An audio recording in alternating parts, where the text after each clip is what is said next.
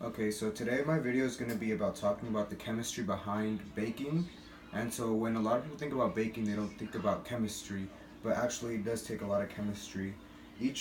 So I'm going to start off pretty much with a pretty simple recipe.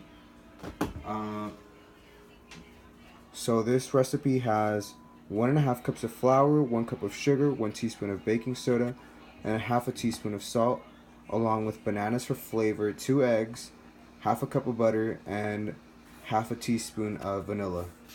And so we're going to start off with the flour and saying why flour is important for this. So flour gives bread its texture because it contains two important proteins, gluten and gliadin. When water is added to flour, these proteins are able to bond and form gluten, which gives dough its strength and elasticity. The the heat energy of the oven allows for these gluten proteins to grow and make more bonds. So pretty much flour also gives bread its texture by making these bonds stronger and letting bread be able to spread out as well. Another important uh, one of the ingredients is sugar. So sugar takes part in a Maillard reaction, which is when proteins break down and rearrange to form ring structures that reflect light and give bread its brown color. Um, so sugars and proteins, they break down, they bond, they make a ring-like structure, and light reflects off of these ring structures and give bread its brown color. Another important ingredient is baking soda. It's also known as sodium bicarbonate.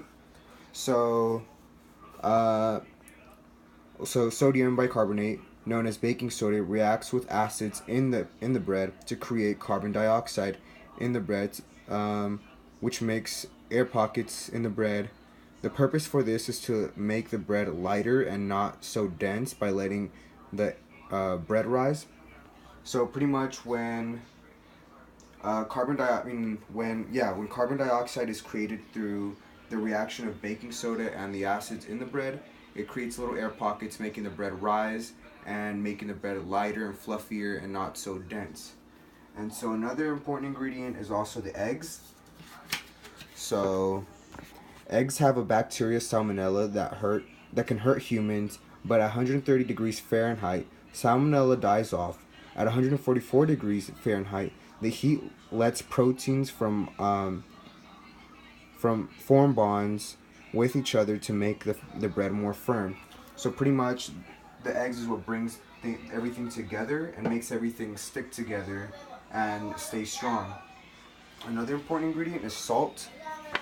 Salt helps tighten gluten structure and adding strength to the dough. It does this by holding on to CO2 gas that is formed during fermentation. This supports the bread uh, and gives it good volume. So pretty much this helps the bread. This also helps the baking soda, and so this is what gives bread that good shape and that good volume that it needs to have in order to be bread. So here, to save time, I already have all the ingredients mixed, and so all I have to do now is just mix them together. So first I have to oil up the container so that the bread doesn't, or that the batter doesn't stick.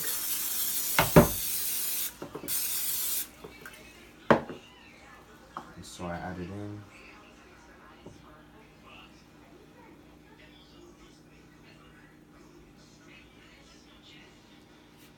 So that should be enough. And get a spoon to just get everything out.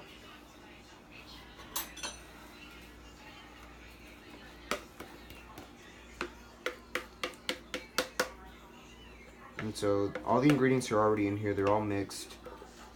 They're all measured out.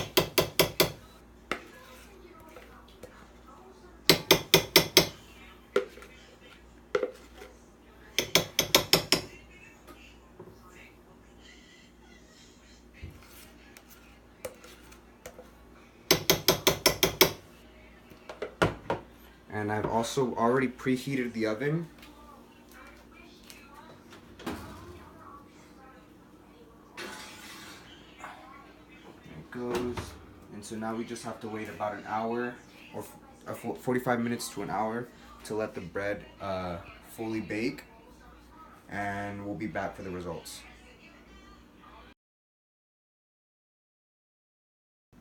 Okay, so the bread is ready, and as you can tell, because of the sugars that were in the bread or in the batter at first, the bread is now more brown looking than before. It's a lot darker. The bread also rose from what it used to be, as you can see on top, and because of the carbon dioxide that was forming inside because of the baking soda, it caused a crack down the middle because air needed to be released, as well as water vapor that was inside of some of the ingredients, such as the bananas or the butter. Here's a closer look to see what it looks like from the inside. So it's still a little damp on the inside because it's not completely dried. And just to wrap it all up, baking is just a series of reactions that form bonds to make the bread. So because of the eggs, because of the flour and the baking soda and all that, it helped form all these bonds that at the end were able to make this bread complete. I hope you enjoyed the video, and I hope that all the information that I needed was in there.